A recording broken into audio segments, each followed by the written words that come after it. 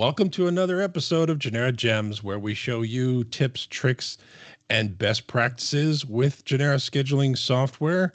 My name's Jeff. We have Igor Landa here with us again.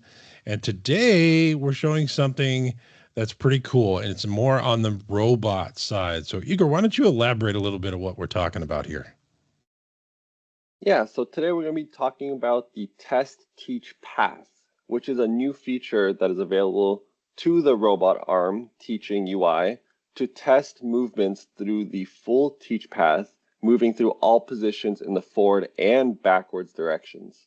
So how this used to be done is you would teach all your teach paths, and then you would move to each individual path to test it out.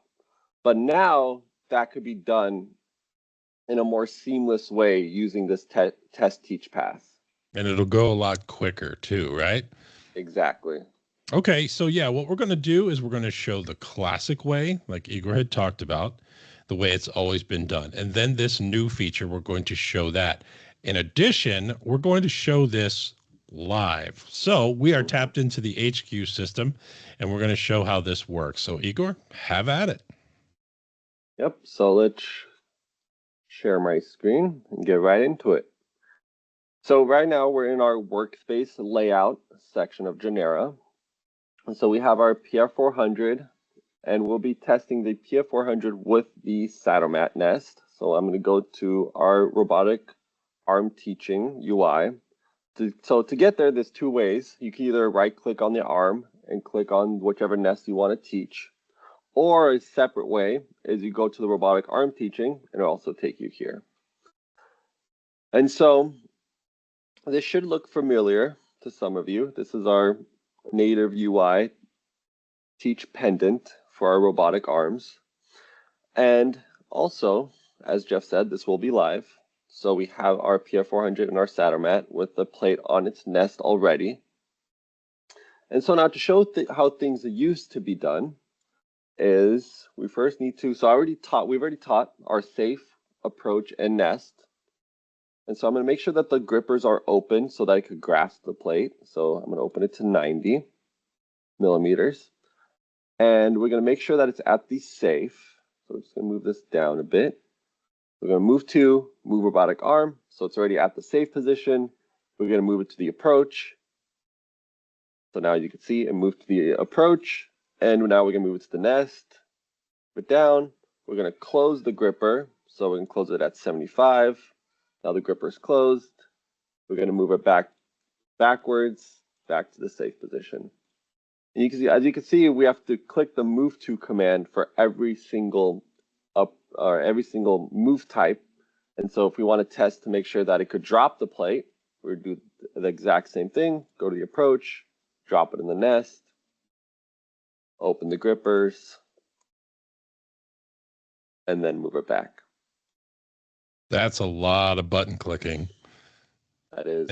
And you can imagine, based on a larger size work cell positions, you'd be doing a lot of this just for testing that path.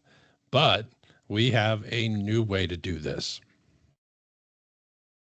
Yep, and you can imagine as things get more complicated, or if you need more teach positions, this is only 3, but imagine if you had 5 to 10, this is a lot of button clicking.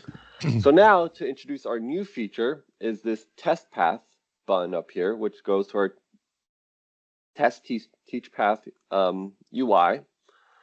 And so this has everything you need in order to test your teach paths. And so first thing, as we saw, we're going to open and close our grippers. So in this case, we're just going to click the open button. It's going to use these values down here, which are used inside your process anyways. So portrait is usually 90-75. And first, we're going to step through each movement just to test them out. So we click on the step button, and as we could see, so it's already at the safe, so it succeeded the safe. And then we go to the next approach, it succeeded that. We go to the safe, or to the nest. Now it's now it's on the plate. Now we're going to close the grippers, and then we're going to step backwards. And this is akin to what we had just done in the classic sense. the individual steps through. But you're still in the same interface. You're not having to click a new teach point to go to that. It knows in the line of positions which one's next. So the process will move up the chain or down the chain in the list. That is correct. But this is where the cool part happens. Yep. So we're going to drop the plate on the nest again. And so now if I want to be sure that the teach paths are good to go, we could actually click on this move here, and it'll go through all the positions at once. We could close the grippers and then move it back. And so we could just keep going back and forth. Go there, open, move it back. I could even, bypass opening and closing the grippers and just going back and forth without a plate, or I could go back and forth with the plate just to confirm that the teach paths are good to go. And that narrows it down to essentially 2 button clicks, except for the close gripper or open, depending on what you're doing. So you have 2 in each movement, forward and backwards, which is really kind of cool. Yep, and I can also pause. So if I want to pause at a certain step, I could click on the pause button, so it's currently paused, or I could completely stop it by clicking this red button here. But I'll just let it finish. And as you can see, it succeeded. So if one of the teach paths, let's say there was some sort of soft envelope error, or it hit something, then it'll say that this teach path did not succeed, and you could fix that accordingly. Yeah, for that particular teach point, which is great. Yeah, this really helps with cycling your movements. As you're cycling through them, you may determine, I don't quite like that one. I want to change that a little bit differently. Then you can determine which one you want to change or add another approach. Maybe something's a little trickier to get in than you thought. And those 3 points that Igor shows here maybe aren't quite enough. Well, you can add another one and then quickly cycle through all of those positions again to check it. So it's a very, very effective tool and feature to do those types of things. Yep. And also, one last thing is if I was to actually go to hotels, and we don't have any hotels in this case, but if I was to add my shelves,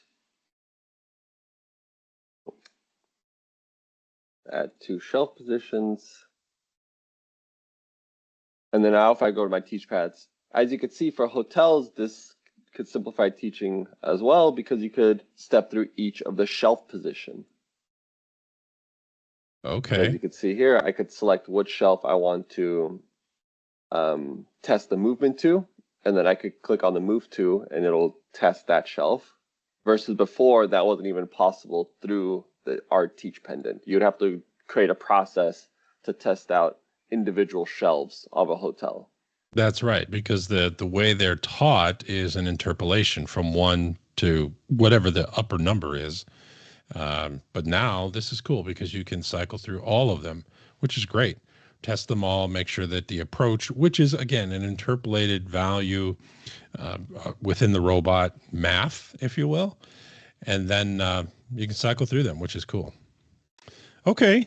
Well, that is a demonstration of our new test teach path tool feature inside our robotic UI. And this gives everyone the ability to cycle through teach positions quickly by just a couple clicks of buttons. And yeah, so that's our new feature. So with that, we look forward to seeing you on the next episode.